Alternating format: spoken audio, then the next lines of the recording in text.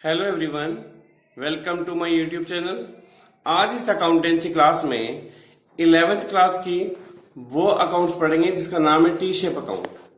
T shape account का मतलब है जो अकाउंट इक्वेशन में ना होके किसी फॉर्म में लिखी जाए, उसे कहते हैं टी शेप अकाउंट। इसके लिए प्रॉपर एक अकाउंट बनेगा जो मैंने बोर्ड पे ऑलरेडी यहां बना लिया है, और मैंने डिफरेंट 4 क्वेश्चन लिखे हैं। इन 4 क्वेश्चनों से अकाउंटिंग इक्वेशन पूरी कंप्लीट हो जाएगी, क्योंकि मैंने अपनी पिछली वीडियो में वो क्वेश्चन कराए थे जिनमें इक्वेशन बनती थी। यही टॉपिक रह गया था, वो आज मैं आपको इस वीडियो में पढ़ाऊंगा। देखिए मेरे साथ, ये क्वेश्चन लिखा है मैंने। If the capital of the business is 5 lakh and outside liabilities are 2 lakh, calculate assets of the business. Formula जो है वो अकाउंटिंग इक्वेशन का ही है। Capital is equal to assets minus liabilities। अगर आपको पास इन तीनों में से कोई भी 2 इंफॉर्मेशन हो तो एक निकल जाएगी। लिखा है कैपिटल ऑफ द बिजनेस कितनी है 5 लाख, तो यहां लिख दीजिए कैपिटल ऑफ द बिजनेस, और लाइबिलिटीज ये 2 लाख। एसेट्स की वैल्यू गिवन नहीं है, इसका मतलब अब ये जो माइनस का 2 लाख वो इधर आ जाएगा, तो 5 lakh plus 2 lakh is equal to assets, तो टोटल एसेट्स हो गई 7 लाख।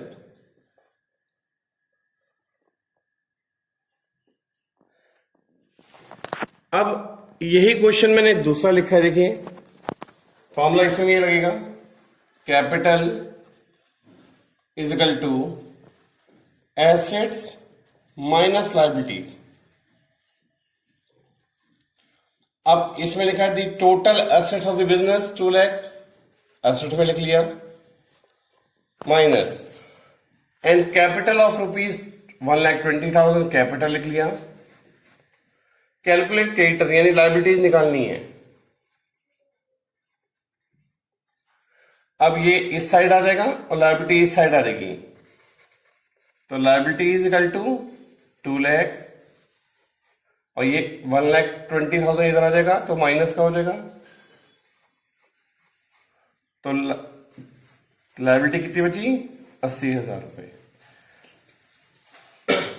ये दोनों क्वेश्चन वो थे जिनमें सिर्फ 2 वैल्यू दी हुई थी, एक आपको निकालनी होगी। ऐसे बुक में बहुत सारे क्वेश्चन है, वो आप अपने आप ट्राई करिएगा। और ये देखिए, ये है टी शेप अकाउंट। मैंने इसी क्वेश्चन में 4 क्वेश्चन लिखे थे, देखिए मैं अंडरलाइन कर रहा हूं। ये पूरा क्वेश्चन था, ये पूरा क्वेश्चन है। आपको ये दोनों क्वेश्चन क्लियर हो गए होंगे। आइए अब हम लोग पढ़ते हैं T shape account. T shape account की सबसे इंपॉर्टेंट बात है कि 2 अकाउंट बनते हैं, एक एसेट्स अकाउंट और एक लायबिलिटीज अकाउंट। एसेट्स अकाउंट जो भी होंगे उनका डेबिट साइड जो होगा वो प्लस यानी बढ़ेगा, और जो क्रेडिट साइड होगा वो कम होगा। बट लायबिलिटीज जस्ट उल्टी होती है, अगर उसका डेबिट है तो माइनस होगा और क्रेडिट में तो प्लस होगा। जैसे ये अकाउंट लिखा है, open a T shape account of machine and right the following on the proper side. तो हम जो अकाउंट बना रहे हैं वो कौन सा बना रहे हैं, मशीन अकाउंट। अब मशीन अकाउंट कौन सा अकाउंट है, एसेट्स अकाउंट है। एसेट्स अकाउंट का डेबिट साइड बढ़ेगा और क्रेडिट साइड कम होगा, यानी डेबिट साइड ये लिखा है इधर, ये इंक्रीज होगा, और क्रेडिट साइड यानी ये डिक्रीज होगा। आपको ये इंफॉर्मेशन पढ़नी है और आपको जज करना है कौन सी चीज से वैल्यू बढ़ रही है और किस वैल्यू से वैल्यू कम हो रही है। जैसे लिखा है मशीन परचेज रुपीज 2 लाख, अगर परचेज किया है तो बढ़ेगा, तो डेबिट साइड लिखेंगे, टू कैश लिख दिया और लिख देंगे परचेज। कितना वैल्यू बढ़ गई 2 लाख। इसके बाद लिखा है मशीन सोल्ड, अब मशीन कम हो रही है तो इस साइड लिखेंगे बाय कैश, और रीजन लिख देंगे सोल्ड। अमाउंट लिखे 1 लाख। इसके बाद लिखा है मशीन डिस्कार्ड, खराब हो गई है, कम हो गया होगा, तो बाय मशीन यही लिख देंगे डिस्कार्ड। इसकी अमाउंट है 20,000। इसके बाद लिखा है न्यू मशीन परचेज, फिर मशीन बढ़ गई है तो किधर लिखेंगे, इस साइड। टू कैश लिखा है न्यू मशीन परचेज ₹1,00,000। अगर 1,00,000 की मशीन खरीदी है तो बढ़ गई मशीन तो टू कैश लिखेंगे, फिर इंफॉर्मेशन दिखा देंगे कि परचेज है और इसकी अमाउंट है 1,00,000। नेक्स्ट लिखा है मशीन डिस्ट्रॉय, यानी मशीन खराब हो गई, तो मशीन खराब होगी तो ये हुई कम हो जाएगी, तो हम लिखेंगे मशीन डिस्ट्रॉय। इसकी अमाउंट है 20,000। फिर लास्ट लिखा है डेप्रीशिएशन ऑन मशीन। अगर मशीन पे डेप्रीशिएशन लगेगा तो मशीन की वैल्यू कम होगी, यानी इस साइड आएगी। अगर जो भी वैल्यू कम हो रही है वो इस साइड और जो बढ़ रही है वो इस साइड, तो बाय डेप्रीशिएशन इसकी अमाउंट दी है 10,000। अब आप दोनों साइड का टोटल कर लीजिए, तो इसका टोटल आया 3,00,000, पर इसका टोटल जो आएगा वो आएगा 1,50,000। तो 1,50,000 अलग से लिख लिया मैंने।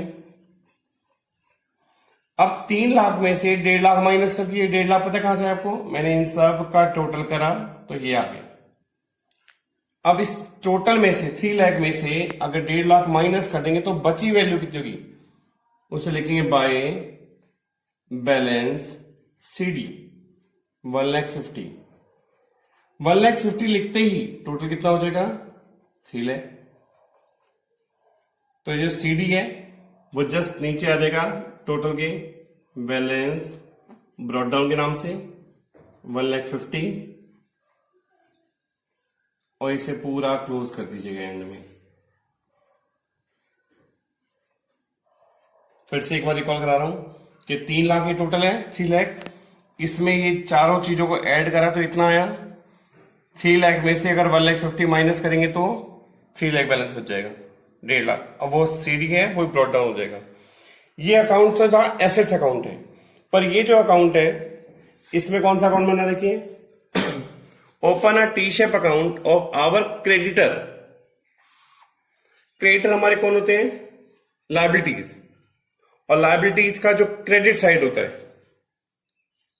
वो बढ़ता है, जो डेबिट साइड होता है वो माइनस होता है। लिख दे रहा हूं यहां पे डेबिट, यहां क्रेडिट।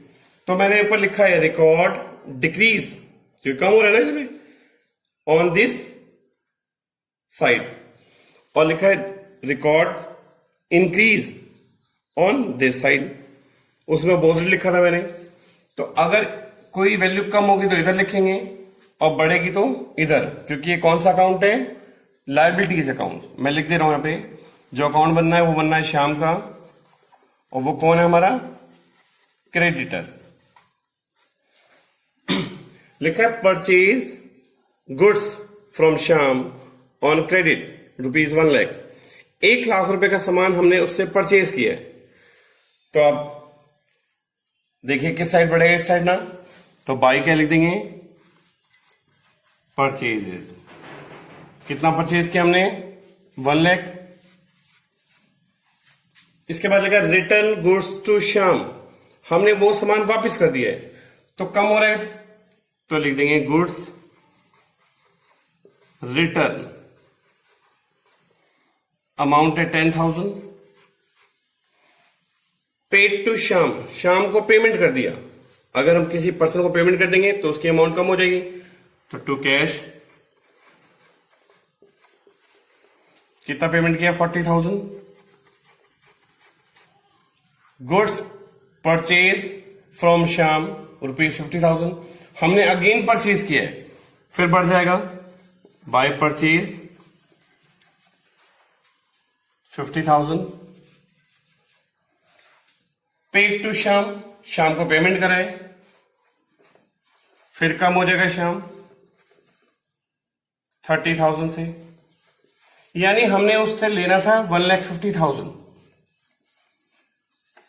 और उसने हमें 40 और 30 80,000 हमारा पेमेंट कर दिया, यानी 1.5 लाख में से 80,000 रुपए आ चुके हैं। तो कितने ऐसी अमाउंट है जो हमने अभी और लेनी है? बोथ साइड इक्वल होनी चाहिए, मैंने लिख दिया टोटल इक्वल, पर ये टोटल इक्वल नहीं हो रहा। मैंने 1,50,000 में से ये तीनों वैल्यू माइनस करूंगा, तो जो बचेगा उसे लिखेंगे टू बैलेंस CD। 1,50,000 में से 80,000 माइनस करेंगे तो बचेगा 70,000 रुपए। 70,000 क्लियर हो गया होगा। इसका टोटल करा मैंने, इस टोटल को यहां लिखा और इस टोटल में से तीनों वैल्यू माइनस करी तो ये बैलेंस बच गया। ये CD है, ये टोटल के नीचे आ जाएगा बाय बैलेंस ब्रॉट डाउन 70,000।